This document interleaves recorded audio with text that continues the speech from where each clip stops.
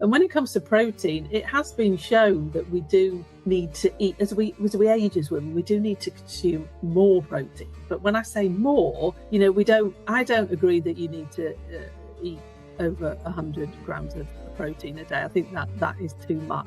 And the majority of people won't be weighing their protein because long term, it's not feasible, is it? But what I found, saying that a palm size, which roughly, obviously depending on what it is you're eating, is about 20 to 25 grams of protein per meal, is what the majority of the research is actually saying can be beneficial for women as we get older. But I think it's also very individual, isn't it? I mean, if you're doing lots of, if you're very, very active and you're doing a lot of workouts, you're doing a lot of weight training and all of that, then maybe you maybe need it a little bit more. Welcome to another episode of the Mental Health Break podcast. I'm your host, Dr. Nafisa Sekandari. Today, I'll be speaking to nutritionist and menopause specialist, Alison Bladh. Let me briefly introduce her before I bring her on. Alison is the #1 international best-selling author, award-winning registered nutritional therapist, and women's health expert with over 30 years of experience supporting women through midlife, menopause, and beyond. She is the author of Have a Magnificent Menopause and the founder of an online clinic where she helps women worldwide manage menopause symptoms through tailored programs and one-to-one support. Alison's mission is to help women harness their hormones, restore their confidence, and feel vibrant again, because she believes every woman deserves to feel and look amazing at any age. Hi, Alison. Welcome to the show. Oh, thank you. Thank you so much for having me on your podcast. I'm excited to talk to you because we're doing this thing this year. The whole 12 months, I'm focusing on the Happiness Project, which is every month we have a different theme.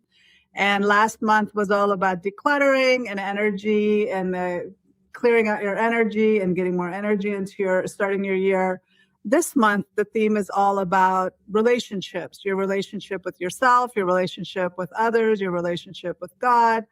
And so we're talking today about hormones and women's health and nutrition, and all of that fits so nicely into the whole concept of taking care of ourselves, the relationship with ourselves.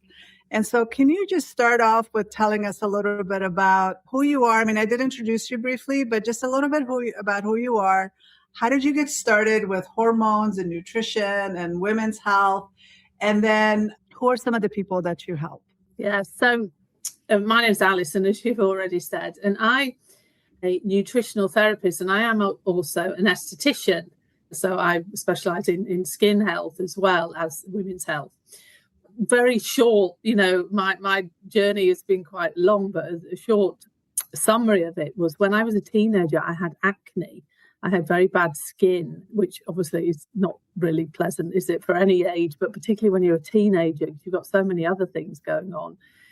I wanted to know what was going on and why my skin had suddenly, broken out into this acne. So I started then, even as a teenager, being very interested in how food affected my hormones. What could I do? What lifestyle changes?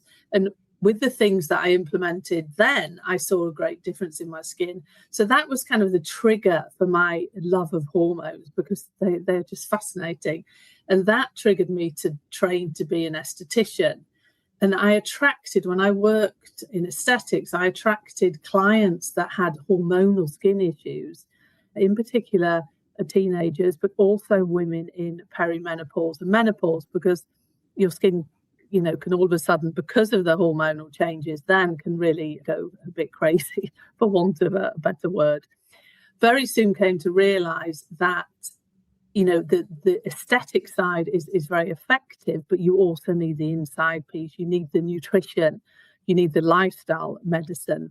And it was also a time in my life when my mother, all her friends were going through the menopause, and nobody spoke about it. I mean, they don't really talk about it now, but it's getting better. But nobody was talking about the menopause. And I started being fascinated about that because it was such a huge shift in a woman's hormones, in a woman's life. So I made it my mission, really, to help women, particularly women 40 plus, going through this transition in their life with the decline in hormones to really support them and make them feel better so they can live a fantastic life. It's another transition. It's a phase that you go through. And when you're in postmenopause, which is the rest of a woman's life, you should still feel fantastic. So I really want to support women and help them feel great through this transition.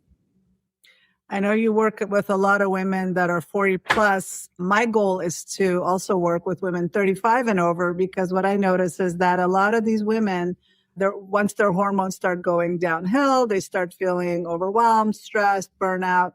And so one of the questions I have for you is, how do you distinguish between what's genuine burnout and what's actual perimenopausal, menopausal symptoms? Because not everybody goes through perimenopause and menopause around the same time. There are some women that start in their 30s and some in their mid 40s. So how can a woman distinguish between what is genuinely hormonal shifts, and that's what's causing a lot of stress and chaos in their lives, and what's burnout? Yeah, that is such a great question, because a lot of the symptoms that you will... life's busy, isn't it? And I tend to find with my clients that, there's some of them in their 30s, but the majority of them are in their 40s, that, your life's very busy. You've got children still at home, maybe, you've got maybe aging parents that need taking care of. You've got a career, and all of this can really mount up, can't it? And create burnout if it's not managed correctly. But then you've got, thrown into this, you've got the mixture of perimenopause, the hormonal fluctuations. And it can be very confusing. I see clients all the time that come to me that haven't even kind of thought about that it could be perimenopause. They're just overwhelmed, exhausted, and they just think that, they've come to this burnout, this overly exhausted phase in their life due to life, which obviously plays a huge part. But when I say to them, okay, have you ever thought about that this could be to do with the decline in your hormones? You could be in perimenopause. They kind of look at me as if to say, no, I'm not in perimenopause. But then they start to really think about this and say, actually, I am feeling like this. I am having this. It could be my hormones. In a way, for these women, it's a bit of a relief, because they've got an answer to why they're feeling like what they're feeling. And as you were saying, it can be difficult because a lot of the symptoms like fatigue, headaches, all of those things can also be symptoms of perimenopause. There's so many different symptoms in perimenopause. I mean, the list goes on, and it's very individual as well. We all experience it quite differently. But what I say to my clients is, okay, how are you actually feeling? Like, write down your symptoms. Because if, for example, you're having, hot flashes, that is a real classic symptom of perimenopause, menopause. When you suddenly feel very, very warm, it's like this wave of heat that comes over you. That is most likely to do with perimenopause. If you're burnt out, if you're exhausted, it's not so common that you have hot flashes. So anything like that is a real sign that you're in perimenopause. Also, a lot of mood changes. I know a lot of my clients get very anxious. And this is, if you've been a person that's been very calm and you're not really had a lot of anxiety, if you suddenly feel like, you get very stressed, you get very anxious over minor things, that can also be a sign that your hormones are starting to shift, starting to decline. Things like brain fog, not being able to focus, they're also very common menopausal symptoms. So it's really, I think you have to be quite mindful. There's some very useful apps that you can, fill in your symptoms. So you can actually, just do it for a week, log your actual symptoms that you're feeling, because a majority of them probably will be related to menopause. But like I say, it's quite similar, so it's difficult. But if you really look at them and mindfully think, how am I actually feeling? Then, you can really get a clearer picture of what is actually going on. Yeah, I tell a lot of my patients to get a blood test in their mid-30s at 35, just to get a baseline of what's going on, because in your mid-40s and mid-50s, you'll get an idea of what's declining, what's depleted. And that's a really good indication of what's happening with your hormones. And what I deal with is a lot of women between 35 and 45, they get diagnosed with depression and anxiety when really it's a hormonal shift. And like you said, your mood changes. I'm so glad people are talking more about perimenopause now, and it's become normalized and there's no shame around it, because I know that when I went through all of those symptoms, I had no idea what was going on. And I found myself more irritable, angrier, my sleep was affected. And it's really difficult to put your finger on exactly what's going on, right? And keeping a journal, like you said, for a week is really, really good. And also taking inventory, like, what's my lifestyle right now? Am I pushing myself too hard? Am I burning the candle at both ends? Because the lifestyle you've had between your 20s and your 30s catches up to you in your 40s. And then you hit a wall. And then that you end up dealing with adrenal fatigue and you're burnt out. Do you deal with all that with your clients? Yes, absolutely. That there's exhaustion and overwhelm and fatigue and just not knowing where to turn, really, because, like, just as you say, you don't feel like yourself. Something's kind of shifted, but you're maybe not quite sure what that is. And it can be terrible. It can be really frustrating until you understand what is actually going on in the body. I like to call it more of a recalibration. Your body is shifting and you just have to treat it in a slightly different way. And the fact that, you can't, unfortunately, what you did in your 20s, and maybe your early 30s, you just can't do that. You can't live that lifestyle anymore because your body just won't accept it. And I always laugh with my clients sometimes because they'll say, oh, well, I can still do that. I can still do this. And it will catch up with you because there's a reason for it, because of all these hormonal shifts that are going on.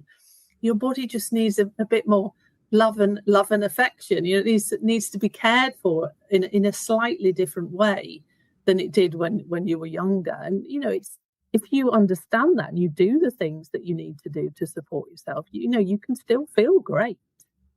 And it goes back to the whole mind shift thing, right? Because a lot of people feel so defeated during this time. They feel like I'm gaining weight and I can't control the weight that I'm gaining. My sleep is affected and I'm angrier and I'm more irritable and all this. And it just feels like throw your hands up and feel like you can't really do anything about it. So what are some things that people can do to go from feeling defeated to feeling more empowered during this period? Because, like I said, we just started talking about this maybe the last 5 years, but for so long, it was all in the shadows. And a lot of divorces happened during this time because a lot of people don't know what's going on and they're fighting a lot and nobody's really explaining that. Jobs change. There's so many things that can happen, but this is such a normal thing that every single woman has to go through. And I feel like making them feel more empowered is a great start to understanding what's going on and feeling like, okay, there are so many things available to us now. What are some mindset changes and what are some other things people can do from feeling defeated to feeling more empowered?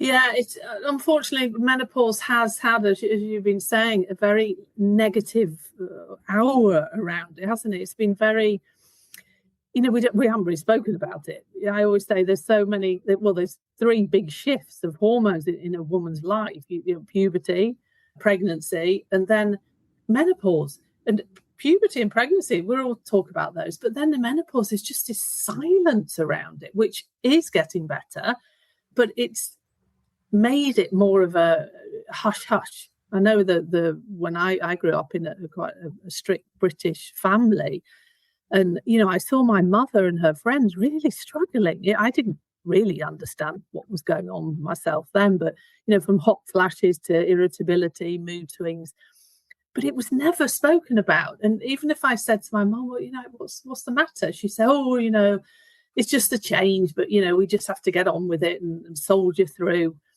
So, well, it's not spoken about. And I think women, what we need to do now is we need to demand more information, which is happening slowly. I mean, we still need far more research on women's health in general, in particular menopause and the effects that has on our long-term health.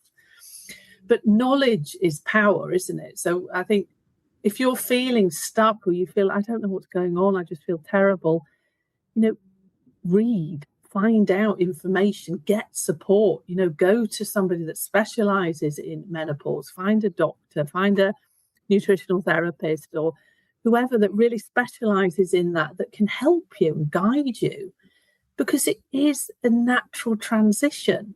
This is something that every single woman in the whole world will go through. It's a part of life, isn't it? It's a transition. It's interestingly, in a lot of cultures in the world, menopause is celebrated. It's thought of when a woman has gone through this transition, she's thought of as being wiser. She's the older person, she's very experienced, and she's really looked up to in villages and communities. Whereas in the Western world, as we've said, it's shrouded with this negativity.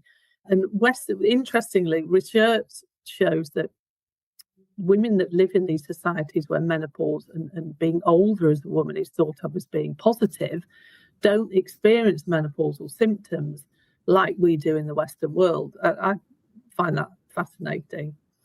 So I think get the knowledge that you need so you understand what is going on, because that gives you power.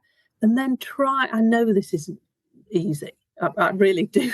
I really do understand it's not easy to be suddenly super positive.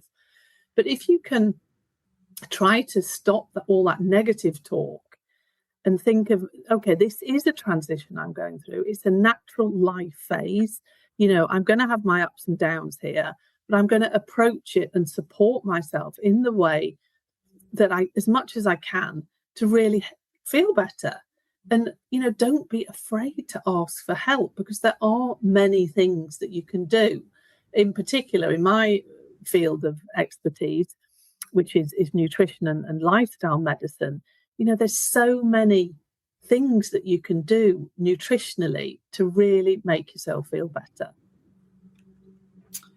I feel like, unfortunately, because of that shame, a lot of people focus on looking younger and staying young looking. Like you could be in your 70s and you want to look like you're 30 because of that negative stigma that once you hit menopause, you become the old crow, or not crow, what do they call them? Just an old woman that, they depicted in folklore about what postmenopause looks like. Where in puberty, even though the symptoms are similar, where there's so much chaos going on in your body, the hormones are shifting, you're moody, you're irritable, there's so many changes to your body that's going on. It's celebrated. You celebrate with your friends in school. Your family celebrates you. You're becoming a woman. When you're pregnant, everybody celebrates. They're so excited about the life you're carrying. But when you're going through menopause, you're doing it by yourself. And there's a lot of shame because you're constantly trying to get ahead of all the changes, the wrinkles, the weight gain, the slower metabolism, the sleep issues, the mood changes. And so because you're struggling by yourself, you feel it more. There's a lot more mental health issues, depression, just feeling anxious. I mean, who wants to get older and change? But it is natural. And if you're constantly in the mindset of, I'm going to fight it, then you're creating a lot more stress and probably worsening your symptoms, right? Yeah, I think one thing that I find with a lot of clients and myself, I'm in menopause, that sitting down connection is so important. Just sitting down with your girlfriends, mine are all roughly the same age as me, and just talking, just like offloading how you feel. And that's the wonderful thing, isn't it, with close friends, is you can really get real and you can just say, I'm feeling terrible and this and whatever you want to talk about. That to me is one of the best things that you can do. You can have a laugh, you can say, oh, I'm feeling like this. You can compare notes on your menopausal symptoms.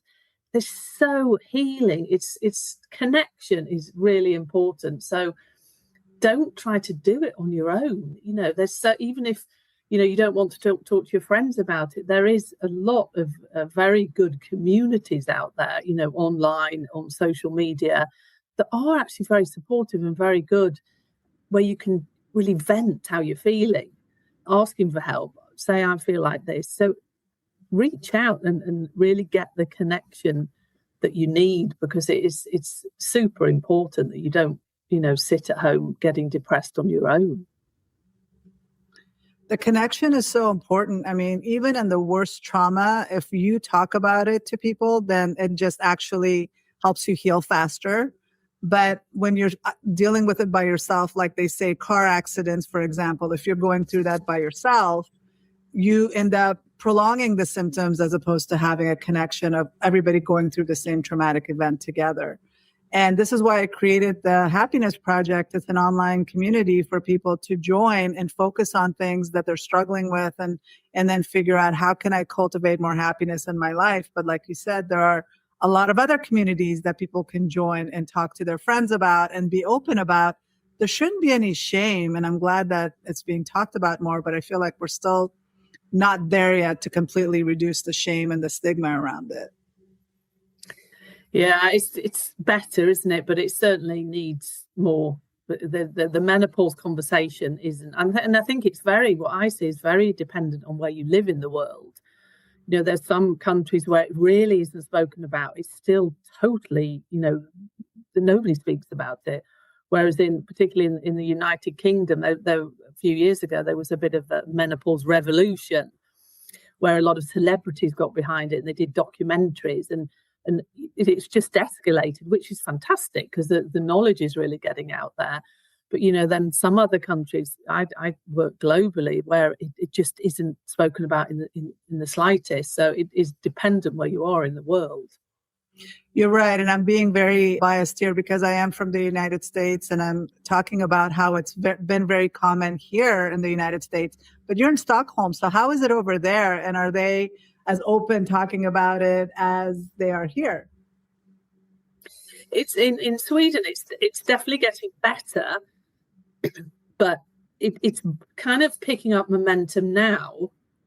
But this is something that's happened in the last maybe 3-4 years. Before that, it was really, nobody really spoke about it. It was nobody really understood. No one spoke about it. No one really spoke about any of the things that you could do to support yourself. There was kind of like a niche of people that specialized in it, but it certainly wasn't, spoken about in mainstream media and everything. But I was actually talking about menopause years ago when nobody was really listening either. So it's interesting now that it is becoming more of a topic that people talk about. That is interesting. And it's only been 5 years here as well. It hasn't been that long that people have been talking about it and being so open about it. And I feel like maybe we're just paying attention more because we're around the same age group as all the people talking about it. And so we're seeing it more. Maybe it's not the same. Maybe the young kids are not hearing it as much, but I feel like the more we know, the more we can prepare ourselves. Like I remember when my daughter was going through puberty, I wanted her to start knowing about it 2-3 years before she actually went through it. So it wasn't such a shock. But a lot of women, they don't really learn about it or understand about it or talk about it until they're dealing with all the symptoms. They don't prepare themselves. And I feel like there's so much we can do. And one of the reasons I wanted to talk to you is your background as a nutritionist. And you have a beautiful Instagram page with all these beautiful pictures and foods. And so can you talk a little bit about the impact of our diet and our lifestyle on how we can ease that transition way before we even go through perimenopause? Yeah, nutrition and diet is a huge piece, in our overall health in general. But because of the shifts that happen, as we age and we come into perimenopause, you really have to look at your nutrition, because when estrogen declines, the body, that there's many things that happen. One thing that we have to understand is that the estrogen and progesterone are not just sex hormones. They have an effect on the whole body. We have estrogen and progesterone receptors all over our body, from brain to skin, all over our body. So when these hormones decline, it affects everything. It isn't just, the reproductive hormones. So with nutrition, what we see is that because of the decline, the body becomes more sensitive to many things, in particular blood sugar balance. That there's a lot of metabolic changes that happen in the body. We can see more inflammation in the body. We can find that we're more stressed. We don't have such a resilience to stress anymore. And that, these affect our hormones, our stress hormones, for example, cortisol. But when we look at nutrition, what we can do is we really want to be, one of the main things to focus on is blood sugar balance, because we need estrogen to help maintain blood sugar balance, amongst many other things. And a lot of women, as we age and we go through this transition, our body doesn't manage blood sugar like it used to, and we can become what is called insulin resistant. And insulin resistance is where, basically, insulin is a hormone that is released into your blood circulation when you eat carbohydrates, when you eat sugar, glucose. And this enables you, insulin is a hormone, it enables the body to utilize this glucose. So it's kind of like the key that opens up the cell that allows this glucose to go in and be used. But when we go through the transition, because of all the hormonal changes, our body can't necessarily utilize the glucose like it used to. It's like your cells become resistant to insulin. It's kind of like the key doesn't work like it used to. And because of that, we really need to think about what we're eating. We need to manage our blood sugar. Now, the best way to do that is to, first of all, is to really try to avoid as much as possible. I know it's not simple because they're everywhere. Ultra-processed foods, like packaged foods with a list of ingredients on. Half of them you probably don't even know what they are. There's a lot of sugar, refined carbohydrates, trans fats, fats that we don't necessarily want to consume. And all of this has an effect on your blood sugar, particularly the carbohydrates, the refined carbohydrates, the sugars will shoot your blood sugar up.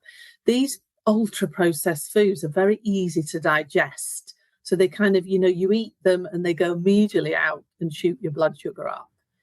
But that's not what we want. We want to have our blood sugar more stable. So best thing to do is to eat what we call whole foods. And it really doesn't have to be complicated. I'm very much into realistic, recipes and eating, because we haven't got time, have we? But trying to remove as much as possible of all these ultra-processed foods, packaged foods, and just eating food like we were meant to eat as human beings. Foods like, if you eat meat, a chicken, vegetables, some broccoli, some cabbage, cauliflower, buying the actual food so you can look at it and see what it is. That is how we were meant to eat as human beings. We weren't meant to be eating all this processed, sugar-ridden foods. They're terrible for our health. And, we're seeing this now in the world that there's so much chronic disease, obesity. Okay, there's other factors coming into play here, but one of them is absolutely the ultra-processed foods and the way that we eat, takeaway foods. So looking at blood sugar balance is very key, and this becomes so important when we go into menopause. And then really thinking about like what you're eating. Certain things are very important for us, like fiber-rich foods. Now, I know fiber isn't actually spoken about very much. We talk a lot about protein. There's been so much information in all the media and everything about protein, which is great because you do need protein. But fiber plays a really important role in our digestive health, But as women, it also helps to remove excess estrogen. It helps for you to eliminate estrogen that's been used. It detoxifies estrogen, particularly when you're in perimenopause and when you're in your 30s. You can suffer from estrogen dominance, which means that your estrogen is quite high, and that in itself can lead to different symptoms. So we want to keep our digestive tract, our gut, moving nicely. We want to be able to eliminate the used estrogens, because what happens if you don't do that? Your body can reabsorb them. So eating fiber-rich foods is really important for women. In particular, cruciferous vegetables have been shown to have a wonderful detoxifying effect on estrogen. Cabbage, Brussels sprouts, broccoli, cauliflower, they're what we call the cruciferous vegetables. And so focus on fiber. If you're eating a lot of plants, and fruit, then you will be getting enough fiber. But it really helps to support gut health, estrogen detoxification, and also blood sugar balance, because fiber's hard to digest, or harder to digest. And then we want to look at healthy fats. I know a lot of people think, oh no, I'm not going to eat fat, particularly if you've maybe put on a little bit of weight during menopause. We always associate the word fat with, oh, I'm going to put weight on, but that isn't really how it is. We would need fat for hormone production. Healthy fats are very important to reduce inflammation in the body. They support brain health. They support skin health. And when I say healthy fats, I mean things like olive oil. I mean, it's fantastic, olive oil, for many things. Avocados, nuts and seeds, good old-fashioned butter. The fats that we want to remove is like the trans fats, the highly processed fats that have been heated to very high temperatures. So they've actually changed their chemical structure. They can cause inflammation in the body. Protein, very, very key. We need protein as women. We need even more as we get older, because we lose muscle mass. We need it for bone health. We need it for everything. It's like the building blocks of the body. So the easiest way to describe it is, when you look at what you're eating, look at your plate and eat in balance. So you want protein on your plate, roughly about a palm size. You want some source of healthy fats, a tablespoon of olive oil maybe over your vegetables. And then you want carbohydrates, but people don't always associate vegetables with carbohydrates. Carbohydrates are vegetables. I mean, they turn into glucose in the system. They obviously have other nutrients in there. But what we want to think about, particularly as we age as women, is we don't necessarily need as much carbohydrates. The type of carbohydrate, things like white rice, potatoes, white pasta, all of those things that we maybe fill up half our plate with, cut down on that and fill up on all these wonderful vegetables and salads and all of those things with healthy fats. I'm not saying you need to go carbohydrate free. That isn't how I work, but I'm just saying that you need to maybe reduce the white carbohydrates and fill up on more fiber rich foods. So the nutritional conversation, I could talk about it for hours, but there's some of the things that you could actually incorporate to feel better during menopause. The food it's interesting that you're saying all of that, because we're struggling in the US with the standard American diet, which is, the acronym stands for SAD, because it is mostly processed, convenient foods, and it's causing obesity and health issues and hormonal issues. But you're in Sweden and in Europe, you guys are protected against all the toxins that are sprayed on our foods. But yet the way you're talking is you guys are struggling with some of the similar things of the fast, convenient foods. People aren't eating as much of the whole foods. So are you guys struggling with similar issues as far as the standard American diet impacting Europe as well? Yes, absolutely. I don't think it's quite as bad as it is in the US. I think our culture in many European countries is that we don't eat as many takeaway foods as you do in the US. But yeah, I mean, ultra processed food, refined, all of those, really packaged foods are everywhere. Yeah. It's a very toxic food environment that we live in. And I think that maybe not everywhere in the world, but a lot of countries really struggle. And you can see that in the health in the nation, that people are suffering from obesity.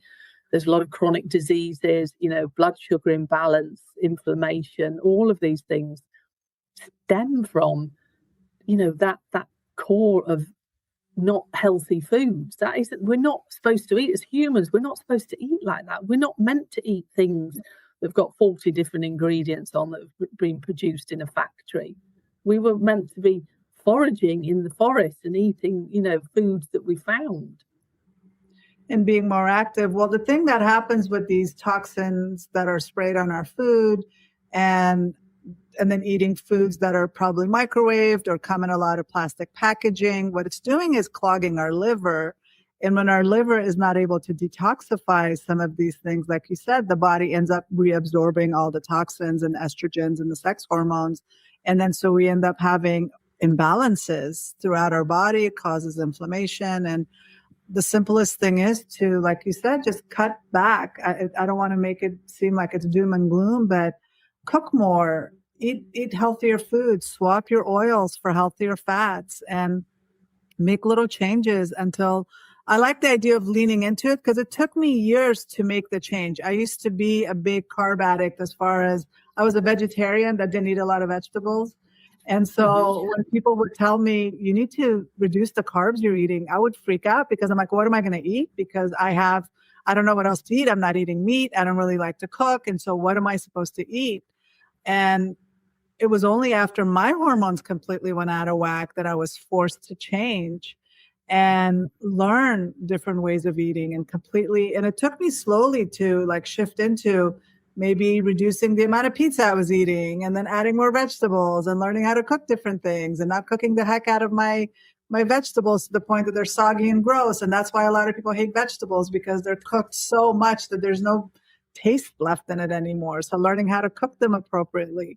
So those are some of the changes that I had to make. And I know that for some people, they might feel the same way, that I don't have time.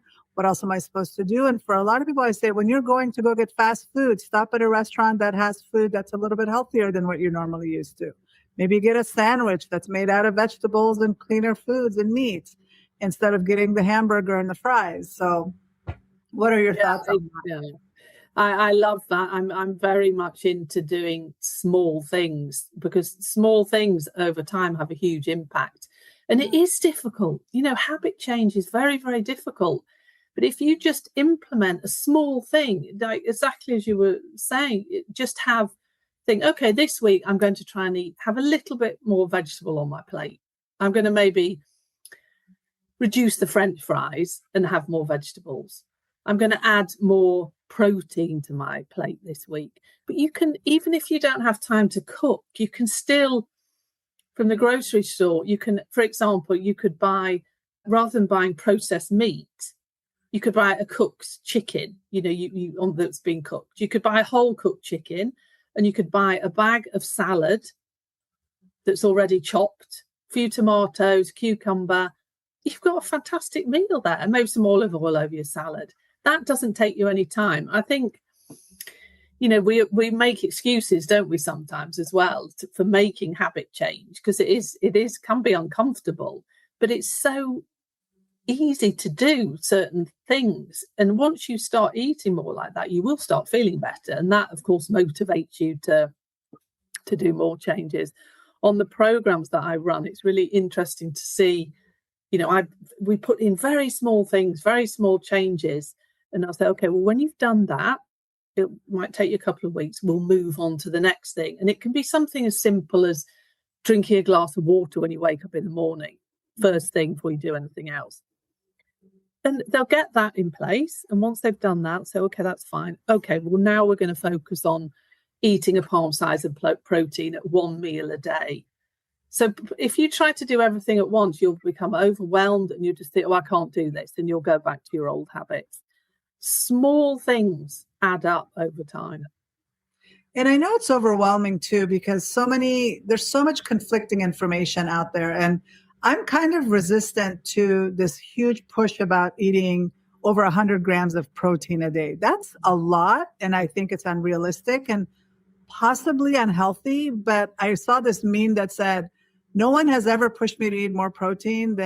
No drug dealer pushed me to do drugs the way people are pushing me to do protein. And it's feeling like, what's going on? Like, why all of a sudden we're supposed to have over 100 grams of protein? That's a lot of protein. And so there are these fads that come and go. And then later on you realize, okay, that didn't sit well with me intuitively. And now I know it wasn't healthy.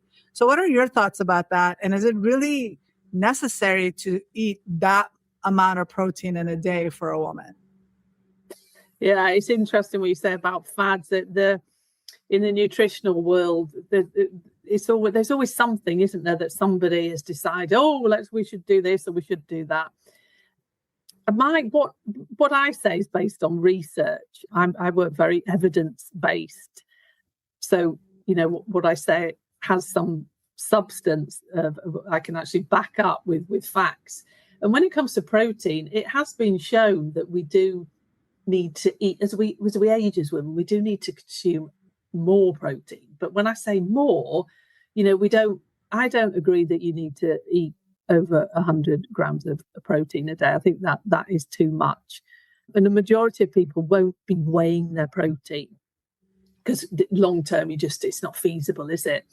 But what I found, saying that a palm size, which roughly, obviously depending on what it is you're eating, is about 20 to 25 grams of protein per meal, is what the majority of the research is actually saying can be beneficial for women as we get older. But I think it's also very individual, isn't it? I mean, if you're doing lots of, if you're very, very active and you're doing a lot of workouts, you're doing a lot of weight training and all of that, then maybe you maybe need a little bit more. But I don't think you need to go overboard with protein. So roughly about 20 to 25 grams of protein per meal. See, that sounds reasonable, but to have, like, if I have maybe 3 or 4 eggs in the morning, or have some piece of chicken for lunch on my salad, or have a salmon patty with dinner or whatever, I mean, that seems doable. But for me to stress myself out so much that I'm not getting over 100 grams of protein. And this is why a lot of people, they feel so many, again, conflicting information. These influencers are pushing a fad and they feel overwhelmed and they're like, okay, I'm just going to go back to the way I'm normally eating because this is way too much. And I found myself physically reacting to that, like getting angry with this constantly from every direction. 100 grams of protein, 100 grams, you're going to basically wither away and die if you don't follow what this recommendation is. And that is not accurate. Listen to yourself and see what sounds realistic for you. But like you said, eat more protein than you normally are eating right now. Add a little bit more fiber than you're eating right now.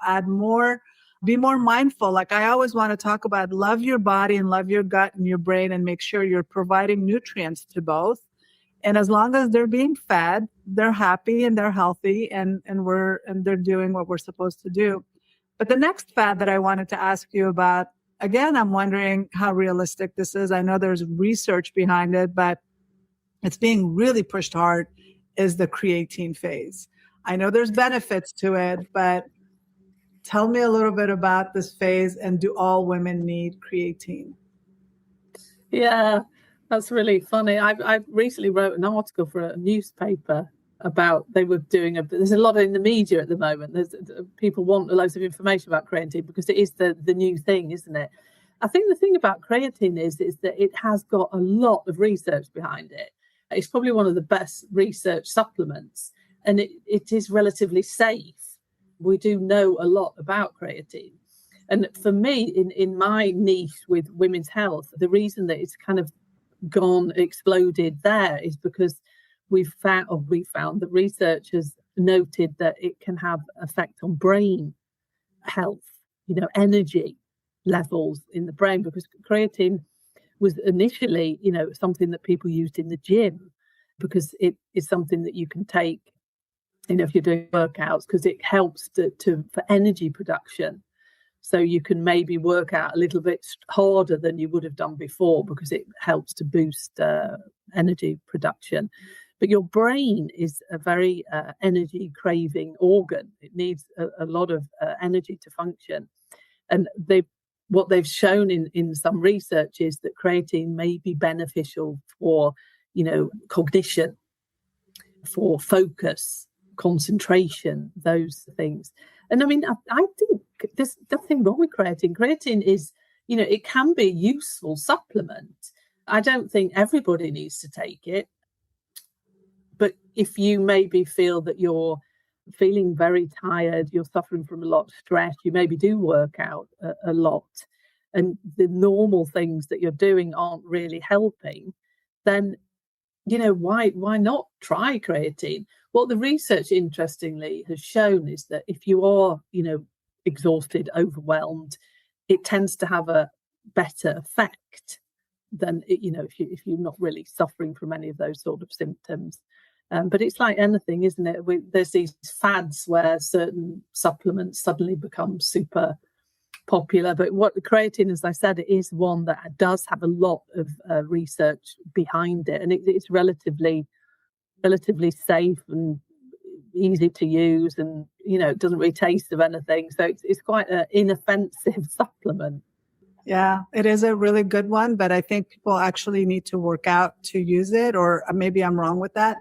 So tell us a little bit about your book, Having a Magnificent Menopause. Tell us a little bit about what that is and where people can find it.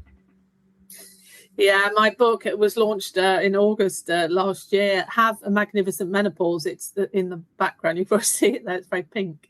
It is basically my 35 years of experience put into one book about, exactly as it says, how to have a magnificent menopause. It's a straightforward guide to looking good and feeling great, because when I was doing research on this book, one thing that made me smile was all the women that I asked about it said, you know what, just tell me what to do. Cut all the nonsense, all the academic, all of that. Just tell me what to do, because my brain capacity, I haven't got the the energy to read loads and loads and loads of text. So it's a very straightforward guide to exactly what you need to do to feel good during menopause. From sleep to nutrition to skin health. With my esthetician side, there's a lot in there. There's a big chapter on skincare and beauty. Yeah, it's just packed full of information about how to have a magnificent menopause in a very realistic, down to earth way that everyday life can, we can incorporate it into everyday life. It's easy things that can really make you feel better, and it's evidence-based. It's referenced at the back, so it's got research behind it. Sorry, you can get it in Amazon. Yeah, it's very easy to find on Amazon. It's probably the easiest way to find it. So where can people find you and connect with you if they needed to, learn more about you and your work? I think the best place is my website, which is alisonbladh.com. On there, you can find there's lots of resources, there's lots of free downloads, meal plans, etc. And also my contact details. I'm on virtually all social media platforms. Just if you look at Alison Bladh, you'll find me on almost everything. Yeah, and you can learn more about my work. I do write a lot for magazines and newspapers as well. So you can find all of that on my website. Well, that's great. Thank you so much for being here and sharing your wisdom and your insight. This was a great conversation. Oh, thank you so much for having me. Thanks for listening. Be sure to follow and subscribe to the Mental Health Break podcast. It would really help us get discovered by others if you do.